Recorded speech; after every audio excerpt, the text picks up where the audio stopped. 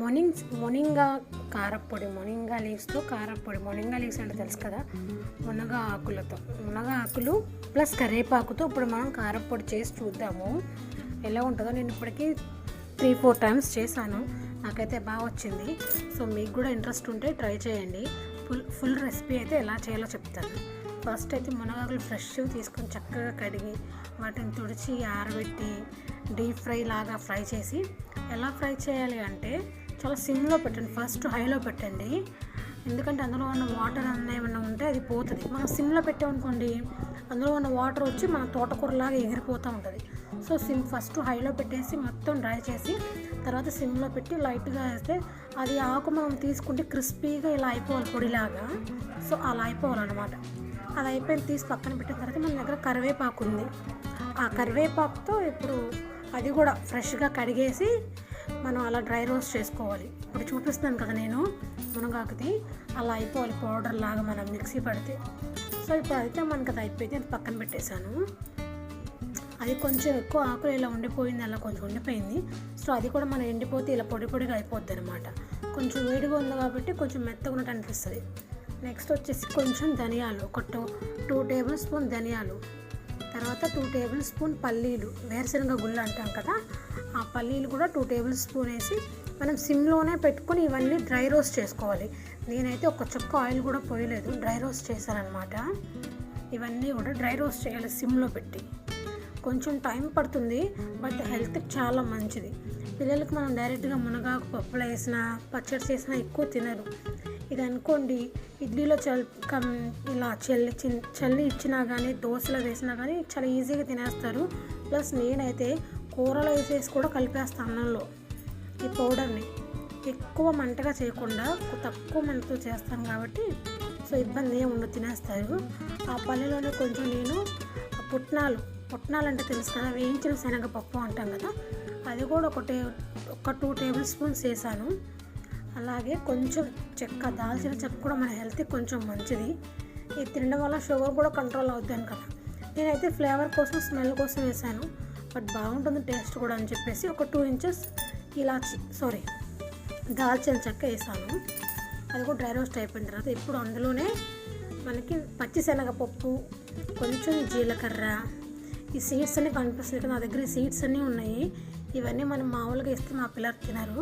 So అందుకని ఇవి కూడా డ్రై రోస్ట్ చేసేసి, ఇవి ఎక్కువ టైం తీసుకోవు. సో వీటన్నిటిని లాస్ట్ నేను యాడ్ చేశాను అనమాట. డ్రై రోస్ట్ చేసి ఇలా పక్కన పెట్టేసాను. ఇవి చల్లారిపోతే మనం పౌడర్ చేసేసుకోవచ్చు వీటన్నిటిని. సో ఇంకా నేనైతే ఇందులో తెల్ల నువ్వులు, అవి కూడా మనకి కాల్షియం కదా, చాలా బాగా మంచిది బోన్ హెల్త్కి. సో ఇవి కూడా కొన్ని ఉంటే ఇవి కూడా ఒక 3 టేబుల్ స్పూన్ వేసి ఇవి చాలా ఈజీగా ఫ్రై అయిపోతాయి. మనకి లైట్ గోల్డెన్ కలర్ వచ్చేదాకా ఫ్రై చేస్తే అయిపోతుంది. ఇవి పక్కన పెట్టేస్తే ఇంకా కొంచెం ఫ్రై చేసి సరిపోతుంది. ఇప్పుడు కొంచెం ఆయిల్ తీసుకుని బాగా వేడొచ్చాకలా స్టవ్ కట్టేసాక నేను ఈ మిరపకాయలు యాడ్ చేశాను అనమాట. సో వాటన్నిటికీ నేను కొన్ని మిరపకాయలు యాడ్ చేశాను, ఎందుకంటే పిల్లలు మంట తినరు.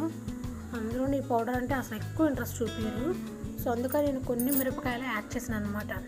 అయితే పొయ్యి అయితే కట్టేసి ఉంది, నేనైతే బాగా హీట్ అయిన తర్వాత ఆయిల్ ఇలా చేశాను అనమాట. ఇలా అయితే మనకు తొందరగా మిరపకాయలు మాడిపోతే నల్లగా అయిపోయి చేదు వచ్చేస్తుంది. ఇందులో కొంచెం చింతపండు యాడ్ చేసి ఇవన్నీ ఇప్పుడు మిక్సీ పట్టేస్తాను. కొంచెంగా మనకి ఆపుకుంటూ మిక్సీ పడితే మనకి మరీ మెత్తగా చేయకూడదు, కొంచెం బరగ్గానే ఉంచాలి, అప్పుడే మనకి బాగుంటుంది. ఇవన్నీ కూడా చల్లారిపోతున్నాయి, కొంచెం అయితే టైం తీసుకుంటుంది. ఫస్ట్ అయితే ఇవి మిక్సీ పెట్టేద్దాము. అందులో నేను రాక్ సాల్ట్, రాళ్ళ ఉప్పు అయితే వేస్తున్నాను. ఇది కూడా కొంచెం తక్కువ వేసాను, ఎందుకంటే ఊరికి ఎక్కువ అయిపోతుంది పౌడర్ కదా. సో రాక్ సాల్ట్, కొన్ని వెల్లుల్లిపాయలు, కొంచెం జీలకర్ర ఫ్లేవర్ కోసం, ఇవన్నీ వేసి మిక్సీ పట్టేసాను నేను. ఇది 2 టైమ్స్ అయితే పట్టాను, మనకి 1 టైంలో సరిపోదు. ఒకసారి బరక పట్టాలి, నెక్స్ట్ టైం కొంచెం వేడిగా ఉంటుంది కాబట్టి మనకి మెత్తగా ఉన్నట్టు అనిపిస్తుంది ముద్దలాగా. సో ఇది కొంచెం చల్లారిన తర్వాత మళ్ళీ మనం మిక్సీ పడితే అప్పుడు చాలా బాగుంటుంది అనమాట. ఇది కొంచెం చల్లారాలి, ఇది చాలా వేడిగా ఉంటుంది. మిక్సీ పట్టాక కదా మనం కొంచెం వేడిగా ఉండడం మనకి ముద్దగా అయిపోద్ది అని చెప్పేసి నేను 2 టైమ్స్ పడతాను.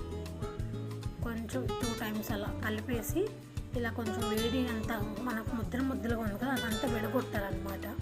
విడగొడితే అప్పుడు చల్లారిపోద్ది. అప్పుడు మళ్ళీ మనం మిక్సీ పెడితే మనకి కారపొడి టైప్లో వచ్చేస్తుంది. ఇది మనం ఇడ్లీలోనే వేసుకోవచ్చు, దోశలో, లేదంటే నేను ఎక్కువ మా పిల్లలకి అన్నంలో కూరలు వేసి కలిపేసేస్తాను. మనకు విడిగా అయితే తినరు, ఈ కారపొడి వద్దు అంటారు కాబట్టి పిల్లలకైనా అన్నంలోనే కలిపి ఇచ్చేస్తాను. మునగాకులు ఇలా అయితే తింటాను. నిజం చెప్పాలంటే పప్పు వండిన తాలింపులో వేసి మనం మగ్గించిన ఎవరు తినరు. సో నేను కూడా మనం ఇలా స్టీల్ డబ్బాలో పెట్టుకోవాలన్నమాట. సో ఇలాంటి వీడియోస్ కావాలంటే మనకి కమెంట్ బాక్స్లో ఇంకా ఏ రెసిపీ కావాలో కమెంట్ చేయండి. అలాగే మన యూట్యూబ్ని సబ్స్క్రైబ్ చేయండి, ప్లీజ్ డూ సబ్స్క్రైబ్. అలాగే లైక్ చేయండి, షేర్ చేయండి. Follow for more videos. Thank you all.